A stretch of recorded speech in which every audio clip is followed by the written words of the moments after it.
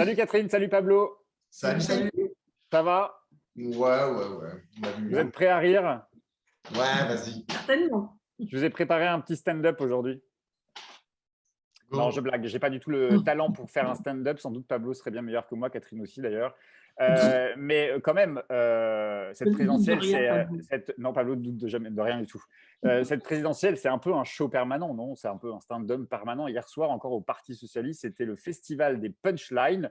J'ai beaucoup ri et j'avais envie de vous partager mon top 5 des meilleures punchlines. La première, vouloir faire des insoumis des diables ne fera pas de nous des anges. Cette punchline est signée Jérôme Guedj qui avait dit en préambule de son intervention « La réalité, c'est quand on se cogne ». Citant Lacan. Ambiance. Autre punchline avec 1,75%, une démission ne se demande pas, elle se constate.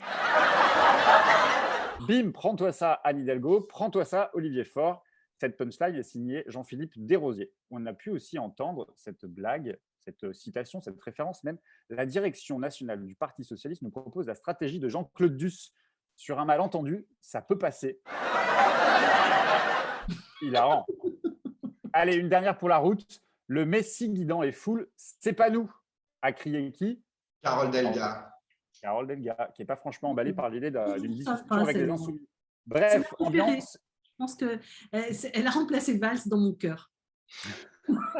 Franchement. Ambiance hilarante donc hier soir au Parti socialiste. Pourtant, plusieurs d'entre eux avaient tenté de mettre en minorité Olivier Faure en espérant pouvoir le dégager de son poste de premier secrétaire du Parti socialiste. Le putsch n'aura donc pas eu lieu hier soir. Pire, 160 d'entre eux ont voté pour un accord législatif avec toute la gauche et les écologistes, insoumis compris, contre 75 qui s'y sont opposés et 10 courageux qui se sont abstenus, à l'instar de ta nouvelle valse, Catherine, Carole Delga. Carole Delga. Bilan, alors qu'il devait être dégagé, Olivier Faure sort conforté de son Conseil national et il a terminé son discours de fin de ce concept, de cette consultation, de cette réunion, avec cette phrase tout aussi hilarante.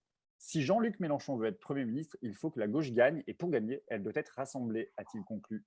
Allez, pour conclure, pour ma part, je rajoute une dernière punchline, peut-être la meilleure d'ailleurs. Pourquoi? Parce qu'elle est lucide celle-là et qu'elle dit tout de l'histoire de la gauche. Je la cite, « Tout le monde veut nous tuer à gauche et nous avons voulu tuer tout le monde ». C'est un petit mea culpa, mais qui veut dire beaucoup dans la bouche d'Olivier Faure. Alors Catherine, Pablo, le PS est-il condamné à mourir? C'est une bonne leçon d'histoire. C'est marrant parce qu'en fait, ça a été vrai pour le PS, ça a été pour le PC. Ouais. Il ne faudrait pas que ça continue, la malédiction. Alors Catherine, Pablo, le PS est-il condamné à mourir dans les bras de Jean-Luc Mélenchon? Moi, je ne crois pas. Mais en fait, je dirais je ne crois pas parce qu'en fait, ce que je pense, c'est que la gauche, elle est structurellement, parce que la réalité l'est, complexe et plurielle. C'est-à-dire qu'il n'y a pas qu'une seule façon d'imaginer la transformation sociale, il y a plusieurs enjeux, plusieurs manières d'imaginer y parvenir. Il y a des gens qui sont plus radicaux, d'autres qui pensent qu'il faut faire plus dans la négo permanente, d'autres qui pensent que l'enjeu, c'est les politiques publiques, d'autres qui pensent que l'enjeu, c'est les luttes sociales. Voilà. Je pense qu'il y a tout ça qui se travaille et fait que ceux qui pensent aussi que la question écologique est première, ceux qui pensent que la question sociale est première, ceux qui pensent que la question d'égalité est première, enfin, etc., etc. Donc, ça fait qu'il y a plein de façons d'être de gauche. Et je crois que la question qui est posée, c'est de savoir ce que les insoumis auront envie d'être. Est-ce qu'ils vont avoir, eux, envie d'être toute la gauche ou est-ce qu'ils auront envie d'organiser les différentes sensibilités de la gauche ou est-ce qu'ils auront envie de couvrir une partie de la gauche? Mais de toute façon, la sensibilité qui est représentée historiquement par le Parti socialiste, qui est plutôt aller doucement les basses, on va quand même tenir compte de, etc. Je pense que ça va continuer d'exister, quelle que soit sa forme, je dirais, quel que soit son lieu. Pablo, est-ce que hier soir, ça a été la victoire de ceux que tu appelles les honnêtes socialistes? Je pense qu'il y a une personne qui a hâte de t'entendre sur le sujet. C'est un certain Julien Drey hier qui t'a demandé ce que tu appelais les honnêtes socialistes. Oui, c'est vrai, il voulait voir ma définition d'honnête socialiste. Non, d'abord, pour répondre à ta première question, est-ce que le Parti socialiste est mort? Moi, je ne pense pas que le Parti socialiste soit mort. Je ne pense pas que la social-démocratie soit morte. D'abord parce que je pense qu'il y a un espace politique pour la social-démocratie, si tant est qu'elle arrive à se trouver une architecture idéologique digne de ce nom. Ce qu'elle n'a pas réussi à faire pendant les 5 dernières années. Il y a un espace entre le libéralisme capitaliste, un peu décomplexé version Emmanuel Macron, et la proposition de l'avenir en commun de Jean-Luc Mélenchon. Je pense qu'il y a un espace, d'abord, il y a un espace qui est structuré à l'échelle européenne, et je pense que c'est important. Et dans le monde occidental, la social-démocratie, elle existe, elle est parfois au pouvoir, elle est au pouvoir en Allemagne, elle est au pouvoir en Espagne, elle est au pouvoir, elle est au pouvoir entre guillemets, même si c'est sur des formes vraiment plus différentes, aux États-Unis d'Amérique. Donc, ils ont la possibilité en fait de rebondir s'ils arrivent à utiliser cet espace au sens large. Aujourd'hui, à mon avis, ils sont complètement à côté de leurs chaussures, et c'est pour ça qu'ils ont fait le score de 1,7% aux dernières présidentielles. Plus d'ailleurs, je pense que la personnalité et l'incarnation d'Anne Hidalgo, qui était qu'un symptôme en fait de l'absence de pensée. Pour répondre à ta seconde question, qu'est-ce que c'est qu'un honnête socialiste? Est-ce que c'est la victoire des honnêtes socialistes? Je pense que oui. Enfin, ou plutôt, là, ceux qui ont voté, les 160 du Bureau national qui ont voté pour en fait une alliance, essayer de faire des alliances avec la France insoumise, ceux-là sont des pragmatiques. C'est-à-dire qu'ils veulent, en gros, essayer d'assurer un groupe à l'Assemblée nationale pour le Parti socialiste, qui est vraiment loin d'être gagné, à mon sens, et donc ils se retrouvent un peu contraints et forcés à faire une alliance avec la France insoumise. La réflexion qu'avait Catherine tout à l'heure, en fait, elle n'est pas du même ordre. C'est-à-dire qu'ils ne pensent pas… Enfin, aujourd'hui, ils n'en sont pas au stade d'imaginer la construction ou la reconstruction d'une gauche unie dans lequel il y aurait différentes sensibilités. Pour l'instant, on est sur un accord stratégique, tactique, juste pour l'Assemblée nationale, pour l'élection des députés. Je pense que c'est vraiment… Ce qui s'est passé hier, en fait, c'est un peu le petit bout de la lorgnette, quoi. Enfin, imaginez qu'un accord avec les insoumis, ça suffira à résoudre leurs problèmes profonds et de fond au Parti socialiste. Je pense que c'est une grosse erreur. Catherine, excuse-moi Pierre, tu peux leur faire le crédit que personne d'entre eux ne croit que sauver même un groupe parlementaire va régler le problème de l'avenir du Parti socialiste. Je pense que personne ne croit ça au Parti socialiste. Par contre, j'imagine qu'ils doivent se dire que si on n'a pas un minimum de base pour pouvoir reconstruire, ça va être encore plus compliqué. Voilà, c'est un peu la même chose, à mon avis, du côté des communistes. Et je pense que du côté des écologistes, ils doivent se dire que ça serait bien que la vie soit un peu plus facile. Comment tu vois les choses s'affronter au sein, enfin s'affronter, je ne sais pas si c'est le bon terme, mais s'organiser au sein du PS? Parce qu'on a le sentiment, là, de ce que vient de dire Pablo, que allez, les honnêtes socialistes, c'est un peu scorer une ligne raisonnable qui accepte un peu la défaite, qui a un changement de paradigme à gauche. C'est plus eux qui sont la force structurante de la gauche. Ils reconnaissent quand Olivier Faure dit si Jean-Luc Mélenchon va être Premier ministre, il faut que la gauche soit rassemblée et qu'on soit rassemblés derrière lui. Il dit un peu j'admets ma défaite. Il fait même son mea culpa quand il dit tout le monde veut nous tuer à gauche et nous avons voulu tuer tout le monde à gauche auparavant. Il y a une forme de mea culpa quand même. Donc il y a les raisonnables d'un côté et il y a ceux qui veulent reconstruire la social-démocratie sans Jean-Luc Mélenchon. C'est ça qui se passe au PS aujourd'hui?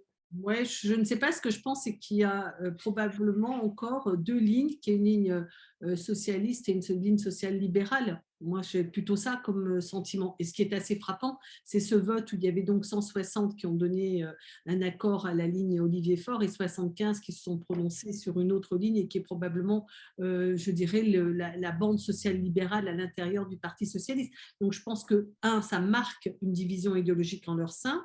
La ligne sociale libérale, on peut dire qu'elle a été performante parce qu'elle a conquis des pouvoirs, mais qu'elle a bien scratché. Elle s'est scratchée et elle a bien planté l'idée de gauche et l'idée de transformation sociale.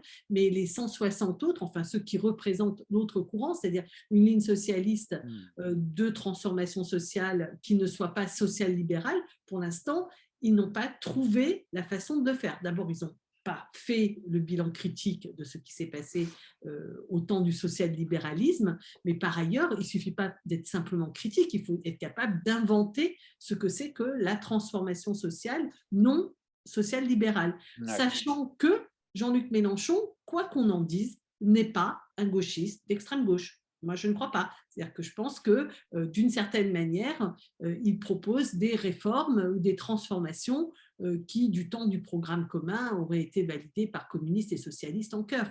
Donc, c'est pas, je veux dire, Jean-Luc Mélenchon aussi, il occupe cette piste d'une transformation sociale qui n'est pas, comment dire, totalement subversive, ça ne va pas mettre tout le monde à feu et à sang, et qui est aussi un pilotage par l'État, ce qui a aussi fait partie de la tradition socialiste. Ils ont une chance. Compte tenu quand même de la campagne de premier tour, parce que Olivier Faure un peu moins, mais quand même beaucoup des grands cadres du Parti socialiste ont été extrêmement violents à l'égard de Jean-Luc Mélenchon. Anne Hidalgo est la première qui nous a expliqué que Mélenchon était complaisant vis-à-vis de Poutine, vis-à-vis de Maduro, vis-à-vis de Bachar el-Assad en Syrie, que Jean-Luc Mélenchon, je la cite, est complaisant avec les dictateurs, elle a dit ça. Ça rend crédible l'idée d'un accord de la France insoumise avec le Parti socialiste? Oui, mais en fait, je pense que ces attaques, en fait, tu l'as dit toi-même, ces attaques, ce n'est pas des attaques du Parti socialiste, c'est des attaques de Anne Hidalgo et de ses conseillers qui ont décidé en fait que c'était ça la meilleure stratégie à avoir dans la dernière ligne droite du premier tour. Je ne suis pas persuadé, et moi c'est pour ça que j'aimerais revenir sur ma définition d'honnête socialiste. Parce que tout à l'heure tu l'as défini, mais moi c'est pas exactement… Il va falloir la breveter, Pablo. Ouais, mais c'est pas exactement comme ça que je définis un honnête socialiste. C'est pas un pragmatique. Est-ce que ça marche au Parti communiste aussi? Il y a des honnêtes des communistes, des honnêtes écologistes. Oui, je pense que ça mais c'est pas exactement pareil. Un honnête socialiste, en fait, là, les socialistes, à mon avis, ils ont une chance historique, c'est qu'enfin, ils vont être débarrassés de cette étiquette de gauche de gouvernement. Parce qu'ils ne sont plus la gauche de gouvernement, tout simplement parce qu'ils font des scores absolument minables aux élections présidentielles. Donc, ils ne peuvent plus avoir ça. Or, c'était précisément parce qu'ils étaient la gauche de gouvernement qu'à chaque fois qu'ils arrivaient au pouvoir, ils devaient constater genre l'état du monde, l'état de la France, et dire, de toute façon, on ne pourra pas faire grand-chose, donc on se résout, il n'y a pas tellement d'alternatives finalement à la politique que l'on mène. Moi, c'est comme ça que j'analyse genre, la défaite finalement, à la fois un peu de Jospin, mais surtout de François Hollande, enfin la défaite de sa politique. Les honnêtes socialistes, c'est ceux qui sont déconnectés en fait de ces enjeux nationaux, qui ne sont pas forcément au bureau national du Parti socialiste, qui de toutes les façons ne participeront pas, ne seront pas forcément des ministres ou même des députés, mais qui sont dans les campagnes, qui tiennent parfois des mairies, qui sont des militants depuis Watt Génération. Et ceux-là, en fait, ils ont en fait au cœur et dans le cœur la notion, en fait, ce que décrivait Jaurès, c'est-à-dire un idéal. Ils ont un idéal socialiste. C'est pas forcément leur idéal n'est pas forcément exactement le même que celui que… D'ailleurs, si, c'est le même que celui des communistes, sauf que les communistes, théoriquement, n'ont pas d'idéal. Enfin, c'est-à-dire que genre, ils fonctionnent avec la lutte des classes et la grande marche de l'histoire, etc. Et moi, quand je vais parler à certains socialistes, mais pas des socialistes parisiens, hein, des socialistes qui sont dans des petites mairies, etc., je vois que leur idéal, c'est l'idéal de Jaurès. Mais le truc, c'est qu'ils ne le confrontent pas. En fait, ils n'ont pas encore trouvé le moyen de raccorder cette vision idéale du monde, qui est une vision socialiste, avec à la fois prendre le pouvoir et deuxièmement exercer le pouvoir. On a compris. Dernière question pour tous les deux, mais très rapidement, parce que là, on a explosé le temps qu'on avait promis à ceux qui nous regardent tous les jours et on les en remercie encore. Mais dites donc, si un accord comme celui-là devait advenir, la France insoumise, le Parti socialiste, le NPA, Europe Écologie Les Verts, le Parti communiste français, ça ne serait pas un peu le retour de la soupe au logo? Retour du front de gauche, en tout cas. Ça ressemble de façon élargie au front de gauche. C'est pas une soupe au logo, parce qu'encore une fois, ce que disent les gens de la France insoumise et ce que dit Jean-Luc Mélenchon, c'est que ça se fait sur un projet qui, à mon avis, est plus clair. En tout cas, la soupe au logo version front de gauche, on va dire, même non. La soupe au logo, elle se fait sur la base d'un accord, d'une alliance en fait stratégique pour avoir des sièges à certains moments. Là, théoriquement, enfin la façon dont le président de la France insoumise, c'est sur la base d'un projet, plutôt d'un programme commun. Est-ce que ça fait vraiment une différence? Ça, on va voir hein, comment les uns et les autres… Catherine, soupe au logo ou pas soupe au logo? Oui, non, c'est ça, c'est un jour ce qui était hier de la soupe au logo devient un accord politique pour sauver la France. Donc, avec quelque chose que tu relèves régulièrement, Catherine, qui est que Mélenchon a dit une chose hier, il agrégeait aussi les syndicats, les ONG et tout ça. Oui, mais alors ça, c'est autre chose. Ce n'est pas un accord pour les législatives avec les syndicats et les ONG. Ça, quand il parle de ça, ce dont il parle, c'est il voudrait réunir dans un espace commun tout ce monde-là. Et ça, je trouve ça très intéressant de se dire qu'on ne construira pas la transformation sans tout ce monde-là. Mais c'est tout ce monde-là. Est-ce que c'est tout ce monde-là chapeauté par l'Union populaire ou est-ce que c'est tout ce monde-là dans un rapport d'égalité entre tous? Ça, c'est la première chose. Et puis la deuxième chose, je te dis encore, moi, cette histoire de soupe au logo, on appelle soupe au logo quand on veut déqualifier une alliance et ça devient un super truc génial de enfin, ils ont compris qu'il fallait se rallier à notre candidature ou nous soutenir et que là, c'est plus de la soupe au logo. Donc, c'est une expression déqualifiante que je ne trouve jamais bien. Voilà. Allez, merci à tous les deux. Premier round gagné par Olivier Faure. Il y aura un deuxième round parce qu'on lui a donné mandat d'aller négocier avec les partenaires, mais il devra revenir devant son Conseil national pour faire valider les accords qu'il aura négociés. Est-ce qu'il aura la majorité à ce moment-là? C'est une autre affaire. Merci à tous les deux. Ciao, ciao.